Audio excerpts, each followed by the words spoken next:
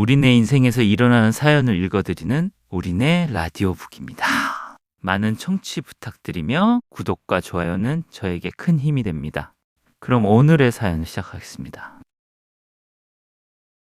저는 서울에서 직장을 다니는 32살 현수입니다. 하루가 너무 짧게만 느껴졌습니다. 아침에 눈을 뜨면 출근 준비, 회사에 도착하면 회의 보고 전화 보고서, 그렇게 정신없이 하루가 흘러갑니다. 퇴근길엔 술자리 약속, 그리고 피곤해 찌든 몸을 이끌고 집으로 돌아오면 새벽이죠. 네. 그런데 그날도 엄마의 문자가 와 있었습니다. 카톡. 밥은 먹었니? 익숙한 문장이었습니다. 너무 익숙해서 그저 스치듯 보고 화면을 꺼버렸죠. 그때는 몰랐습니다. 무심코 넘겨버린 그 문자가 엄마의 마지막 문자였다는 걸. 회사에서는 매일 반복되는 일상으로 바빴습니다. 상사 눈치, 거래처 일정, 야근과 회식의 반복. 내 하루엔 엄마가 들어올 틈이 없었습니다. 퇴근길 버스에서 잠깐 엄마에게 전화를 걸까 하다가도 아니야, 피곤하니까 주말에 하지 뭐, 그렇게 미뤘죠. 그 주말은 오지 않았습니다. 그런데 하루, 이틀, 사흘 엄마의 문자가 오지 않기 시작했습니다. 평소 같으면 밥은 먹었니? 퇴근 늦지 말아라. 날씨 추우니 옷 따뜻하게 입어라. 이런 문자가 왔어야 했죠. 그런데 아무것도 없었습니다. 이상하다고 생각했지만 그때는 그냥 엄마도 바쁘시겠지라고 스스로를 합리화했죠. 어리석은 마음이었습니다. 밤이 늦었을 때 불 꺼진 방에서 핸드폰 불빛이 깜빡였습니다. 엄마의 이름이 떠올랐습니다. 하지만 손이 가지 않았습니다. 그냥 나중에 하자. 나중에 연락드리면 되지. 오늘은 피곤하니 내일 연락드리자라고 생각했습니다. 나중에 라는 말이 그렇게 어리석고 잔인한 말인 줄 그때 몰랐습니다. 그렇게 반복적인 일상을 보내던 그때 문득 생각했습니다. 3일째 엄마의 문자가 오지 않았습니다. 이상했습니다. 엄마한테 전화를 걸었습니다. 하지만 들려온 건 냉정한 기계음이었습니다. 지금은 통화할 수 없는 번호입니다. 그 말이 그렇게 차갑게 들린 건 처음이었습니다. 일이 많으셨나? 시골이라 전파가 안 터지나? 별의별 생각이 들었습니다. 그날 저녁 잠이 오지 않았습니다. 이상하게도 마음이 불안했습니다. 그날 새벽 꿈을 꿨습니다. 엄마가 부엌에서 밥을 차리고 있었습니다. 하얀 연기가 피어오르고 엄마가 웃으며 말했습니다. 현수야, 밥 먹고 가라. 그 말이 너무 생생했습니다. 눈을 떴는데 가슴이 답답했습니다. 순간 나도 모르게 눈물이 났습니다. 그날 아침 난 회사에 연차를 내고 무작정 시골로 향했습니다. 버스 창가에 기대어 창밖을 봤습니다. 산들이 보이고 논이 보이고 언젠가 엄마와 함께 갔던 시장 간판이 보였습니다. 어릴 때 엄마랑 같이 시장 갔을 때 엄마가 손을 꼭 잡고 말했죠.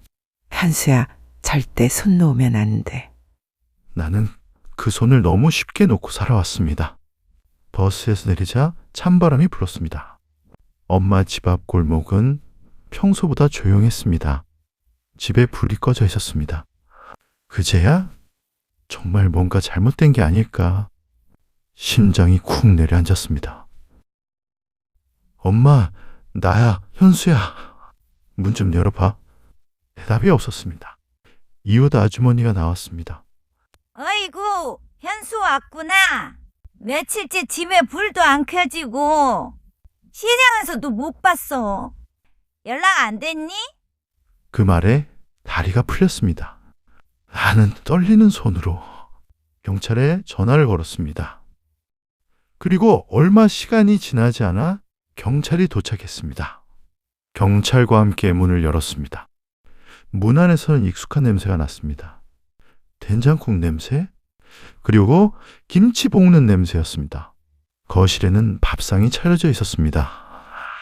다 식어버린 밥 한 공기, 된장국 한 그릇, 그리고 그 옆에 젓가락 하나가 그대로 놓여 있었습니다. 그 밥상 앞에 엄마의 휴대폰이 있었습니다. 화면을 켜보았습니다. 거기엔 한 통의 미발송 문자가 남아 있었습니다. 현수야, 오늘은 내가 좋아하던 김치찌개 끓였는데 우리 현수밥이나 잘 챙겨 먹고 다니는지 모르겠네. 내일 주말인데 혹시 내려올 수 있니? 그 문장을 읽는 순간 내 무릎이 바닥에 떨어졌습니다. 가슴이 조여오고 숨이 막혔습니다. 엄마는 그날도 나를 기다리고 있었던 겁니다. 옆집 아주머니가 말씀하셨습니다. 현수야, 네 엄마 어제도 시장 갔다 온다고 나가셨는데 그 뒤로 못 봤어. 그 순간 머릿속이 새하얘졌습니다. 나는 곧장 경찰서로 향했습니다. 경찰이 내게 조심스럽게 말했습니다. 아들 되십니까? 며칠 전 시장 근처에서 사고가 있었습니다. 어머님이 그만.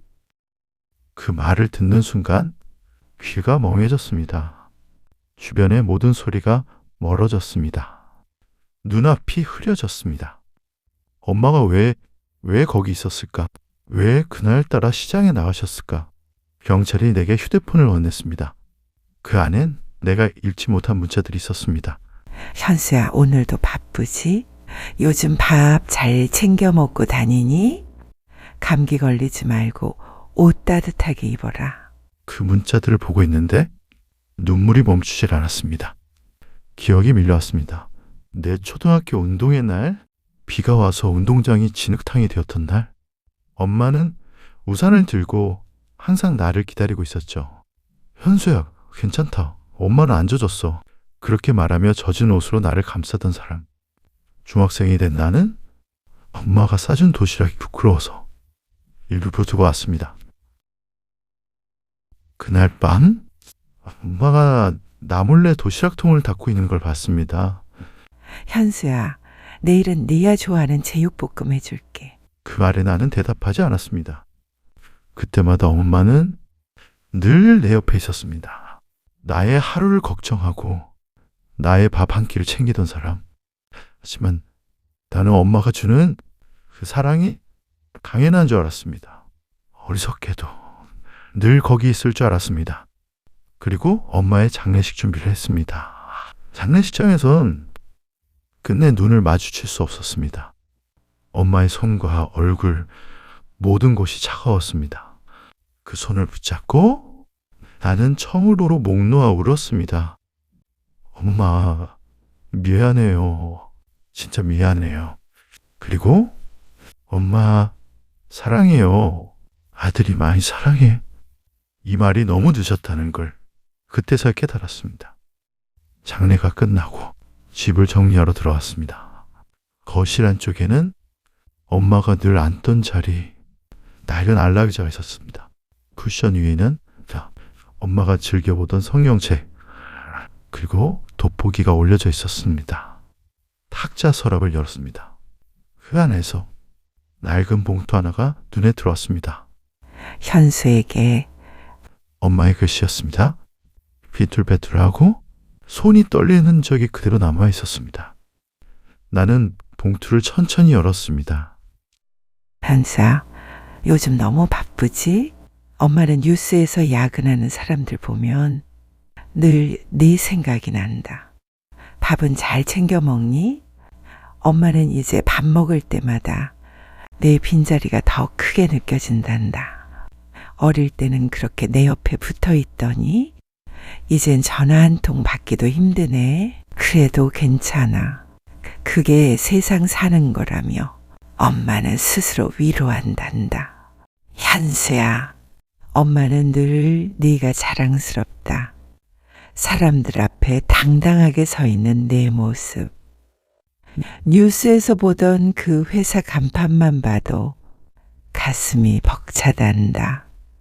그런데 가끔은 엄마한테도 전화 한 통 해주면 안 되겠니? 그냥 밥 먹었냐는 말이라도 그 한마디면 엄마는 하루 종일 웃을 수 있을 것 같아. 너무 열심히 살지 말고 가끔은 하늘도 보고 너 자신도 좀 챙겨라. 엄마는 언제나 네 옆에 있을게. 사랑한다, 내 아들. 손끝이 떨렸습니다. 글씨를 따라 손가락이 미끄러질 때마다 눈물이 떨어졌습니다. 나는 그제서야 알았습니다. 세상에서 가장 따뜻한 말은 엄마의 그 한마디, 밥은 먹었니? 라는 말이었습니다. 어릴 때 엄마 손은 참 거칠었습니다. 논밭에서 일하느라 생긴 굳은 살로 내 손을 잡으면 까슬까슬했죠. 그 손이 그렇게 따뜻할 줄 그때 몰랐습니다. 학교 안문방구에서 친구들이 사탕 사 먹을 때 엄마는 나한테 100원짜리 한 개를 건네며 말했습니다. 너는 공부 열심히 해라. 사탕은 엄마가 나중에 사줄게. 엄마는 결국 그 사탕을 한 번도 사지 못했죠.